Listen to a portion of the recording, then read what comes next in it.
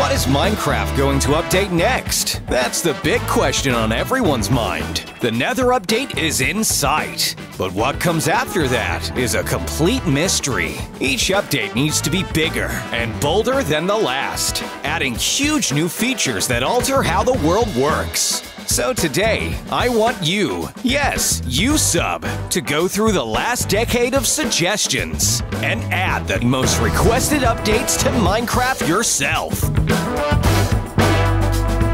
Minecraft updates are far and few between, but boy oh boy are they packed with changes. From new mobs to blocks, to changes in textures and mechanics, bug fixes, to some quality of life reassurances. You've been going through the most recent update and trying to figure out what it needs, haven't you?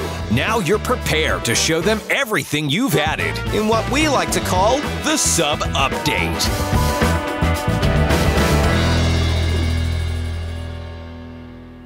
Number 1. Lapis Lazuli now remains in your enchantment table when you leave. It can be really annoying when it comes to enchanting, and you finally saved up all of your levels, only to forget your lapis. If you are able to leave it in the enchanting table, similar to coal in a furnace, I think the players would be a lot happier. Number 2.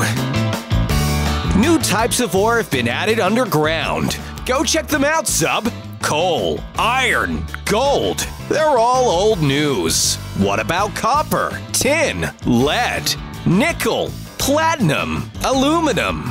Introducing more ores can open up a whole world of possibilities. Copper is conductive, so could be used for more redstone creations. Silver could work with gold and diamonds, allowing you to create jewelry.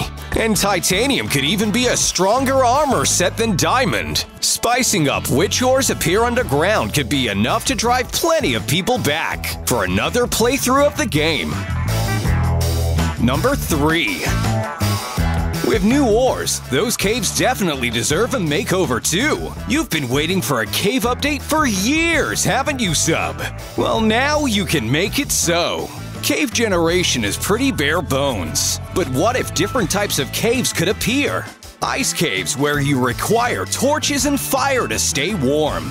How about jungle caves? More ancient areas with long drops, open caverns, and underground jungle trees. Down here, new mobs could appear, like dinosaurs or even an ancient tribe of villagers. Number 4. You can carve different faces into pumpkins. Pumpkins have always had one face, and it's pretty bland. Here, sub, take these shears and go right-click that pumpkin to carve a face. Click again to carve more designs. With this, you can change up the vibe of your house. No more boring jack-o'-lanterns. Say hello to smiling faces and spooky white eyes. Number 5. A new enchant called Familiarity prevents you from hitting pets you've tamed. I know you're guilty of this, sub. We've all accidentally slayed our pet wolf. But with this new enchantment, swinging your sword, or whatever tool that has this applied, won't deal damage to pets you've tamed and provided a name tag to. It's a small addition, but very helpful. You can be helpful too. Sub wants to get a bunch of subscribers. But the only way he can do it is if you subscribed. Go for it. Click that button. Number 6. Abandoned mines now become rich with a specific ore or resource. Mine shafts are great, but they can sometimes be a bit bland. That and always getting lost makes them into a bit of a time sink. But what if they were worth more? With all the new ores in this update, there's gotta be an easier way to find the one you want. Luckily, mineshaft walls are now decorated in a specific ore. This is partly random, and partly based on how far down the mineshaft is. Walls could be covered with coal, copper, or even iron.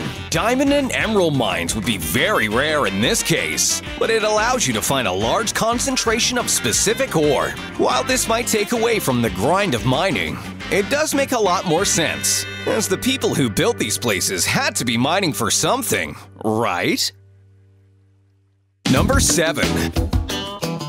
Wolves now have different dog versions that can be tamed separately, like when cats were added in place of the ocelot. Your update now adds dogs. Don't worry, sub, your pet wolf isn't going anywhere. You could still find them in the wilderness. Wolves found in more common biomes like grasslands and forests will now be dog models instead. Different types also allow for more of a collection element. Man's best friend indeed. Number 8. You can now dye your elytra. Another small feature, but with the addition of some dye, you can now change the color of your elytra. The basic color is fairly bland, and while it does suit, I'm sure some players want to be a little bit more colorful, like you, sub. Number 9. Scorpions now spawn in the desert in place of spiders. Biomes need to offer a little bit more variety. There are husks instead of zombies. But what about spiders? You want something a little bit more stingy, don't you, sub? You don't? Well, too late. Release the scorpions! They can be extra dangerous, as they'll cause poison on contact, with a chance to cause nausea. Number 10. Piles of random blocks stolen by Enderman will now generate in the end. They have to do something with all those items, right? The only logical place they could be teleporting away with them is the end. Now you have a few more reasons to explore. Stumbling across an Enderman storage pit biome that holds various blocks from across the Minecraft world. You are at the end game after all, so it makes sense that there's an area where you can access blocks that would otherwise be spread out all across your map. Just don't let the Enderman see you taking them. Number 11. Opening a chest while underwater releases bubbles. Slight, but simple. If chests hold your items, they also hold air. This change would have felt more at home in the aquatic update for sure, but we can't expect Mojang to think of everything. Maybe they'll add this in now. Good call. Number 12. Unstable TNT can now be crafted with soul sand in place of sand. We all miss that good old pre-release beta version TNT. You hit it, and it triggered. Nowadays, you need to activate the TNT with a flow of redstone or direct switch. Using soul sand instead of sand with gunpowder, you can now make unstable TNT. For all intents and purposes, it looks the same, but it can be used for some really great pranks, and can only be removed with a piston once placed down. Number 13. You can now hear a snapping sound when leads break. You have a horse, I see, sub. No saddle, though, so you need to lead it back home first. Too bad the lead snapped about 30 seconds ago and you had no idea. Now you're miles away. A little snap is all it takes to alert players to the destruction of their precious lead and the danger their new possible pet is in. 14. Random loot items can now be found frozen in ice blocks. That's right, you thought ice biomes needed a bit of a change-up, so you've created some ice blocks that can hold different items within them.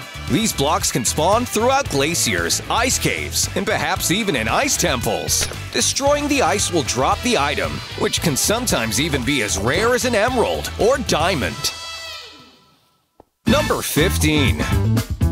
A water dependence potion can now be brewed, preventing the user from breathing air. It wouldn't be a new update without a new potion, and this is another one that we feel was left out during the aquatic update. Right, sub? Go on, give it a sip. Now get out of the water.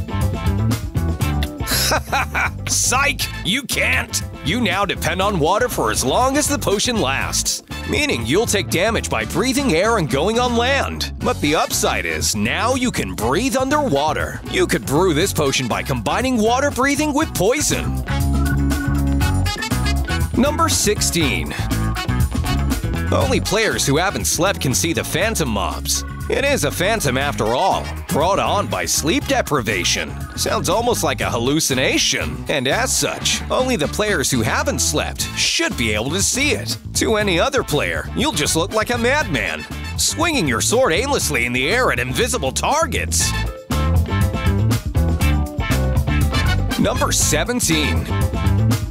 A Captain's Journal and Jolly Roger banner can now be found in sunken ships. Sunken ships are great with their hidden loot and treasure maps, but something is missing. What do you think, Sub? Perhaps pirates own this ship? If so, any good pirate's gonna need a Jolly Roger banner. Some players love a good story, so this update will even add a Captain's Journal. You can find 30 different variants of the journal, each with different sentences depicting the story of the cursed crew that you can collect and piece together, giving you all the more reason to explore the 7 seas. Number 18. Zombies will now spawn with pickaxes in lower-level caves and mine shafts. It makes sense, right? Someone had to be mining in those mine shafts, and we never see what happened to them. It just seems right. Number 19. Feeding slime balls to slimes will now increase their size. You can't tame them, but now you can grow them back to size. We're not technically feeding the slime back to the slime, which would be cannibalism, by the way, Sub. Fun fact, you're actually just dropping the slime down, and it reabsorbs into the body.